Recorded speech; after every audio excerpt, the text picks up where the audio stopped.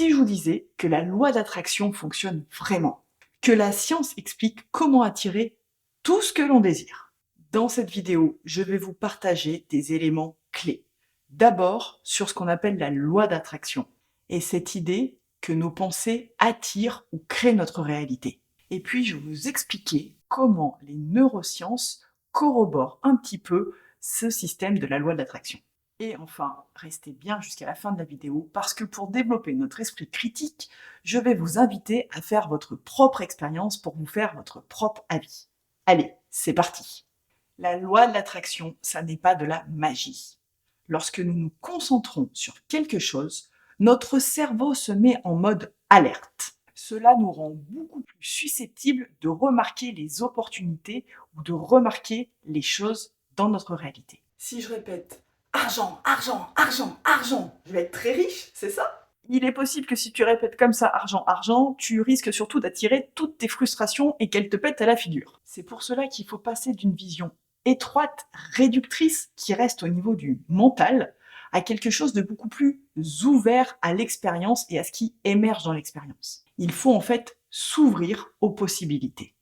Et surtout s'ouvrir à prendre conscience de ce que nous voulons réellement, de ce que nous pensons réellement et de comment nous entrons en relation avec la réalité. Bah justement, je crois que je sais pas trop ce que je veux. Notre cerveau ne peut pas imaginer quelque chose qu'il ne connaît pas. C'est pour ça que nous allons avoir besoin d'éléments concrets qui se rapportent un petit peu à la psychologie positive. Nous allons avoir besoin de donner à notre cerveau des caractéristiques de ce que nous voulons vraiment, des orientations de la façon dont nous voulons percevoir la réalité. Plus nous serons précis ou visuels dans ce que nous voulons, plus nous allons stimuler des zones de notre cerveau et créer un maximum de connexions neuronales. C'est pas de la science ton truc, c'est n'importe quoi. Les neurosciences ont montré que nous avons tous un système d'activation réticulaire.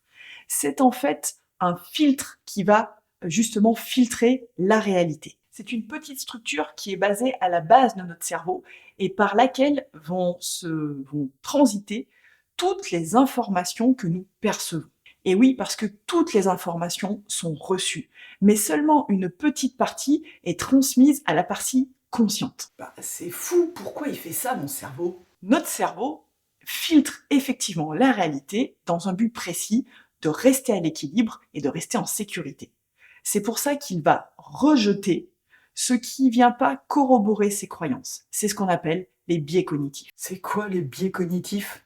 Je ne vais remarquer que ce qui corrobore ce que je crois déjà, que ce qui confirme, le biais de confirmation par exemple. C'est aussi ce fameux SAR, système d'activation réticulaire, qui fait par exemple que quand je veux acheter une voiture, je vais remarquer partout cette voiture dans la rue et ça va renforcer mon envie d'acheter ce modèle-là.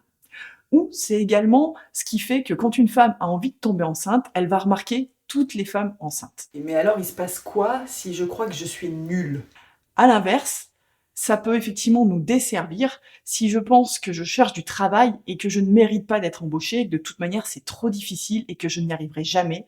Il y a de fortes chances que je passe à côté des opportunités parce que pour confirmer ceci, le SAR va justement filtrer les expériences et me faire émerger en conscience uniquement celles qui le confortent. Ce filtre conditionne effectivement notre manière de voir la réalité et trop souvent nos actions.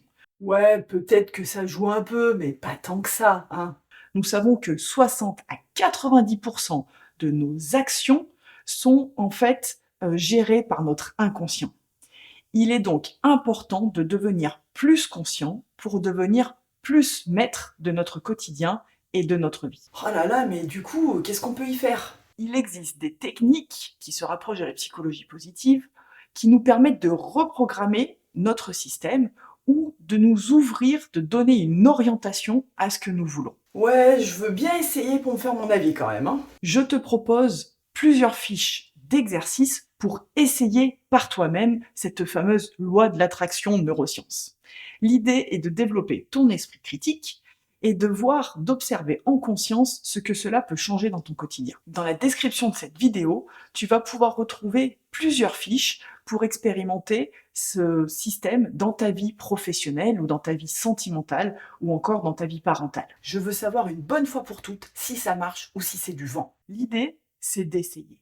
Ce n'est pas de faire ce challenge ou cette expérience pour dire ça fonctionne ou ça fonctionne pas. L'invitation, c'est vraiment au cours des journées d'exercice de prendre de plus en plus conscience de comment mon cerveau réagit par rapport aux choses ou de comment mes actions sont dirigées, par exemple, par mes croyances. Sinon, je peux attendre qu'on en parle au JT de 20h ou que la science ponde un article sur le sujet. C'est mieux peut-être. Je vous invite vraiment à essayer par vous-même. En tout cas, j'ai décidé de faire en direct le challenge business sur cette chaîne. Donc surtout, n'hésitez pas à vous abonner pour suivre cette expérimentation en direct. L'idée, c'est vraiment d'expérimenter par soi-même et de faire sa propre expérience. Il est vraiment très important de journaliser son expérience dans cet exercice.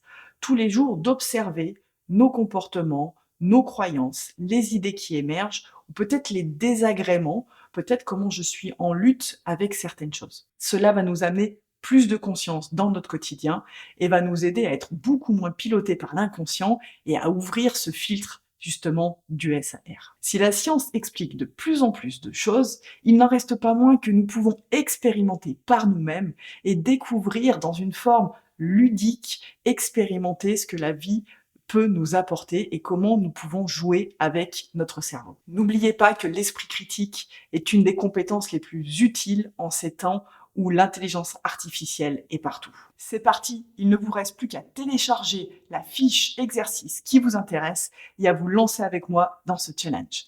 À très bientôt sur cette chaîne pour partager nos expériences. Bon, ok, je vais essayer par moi-même.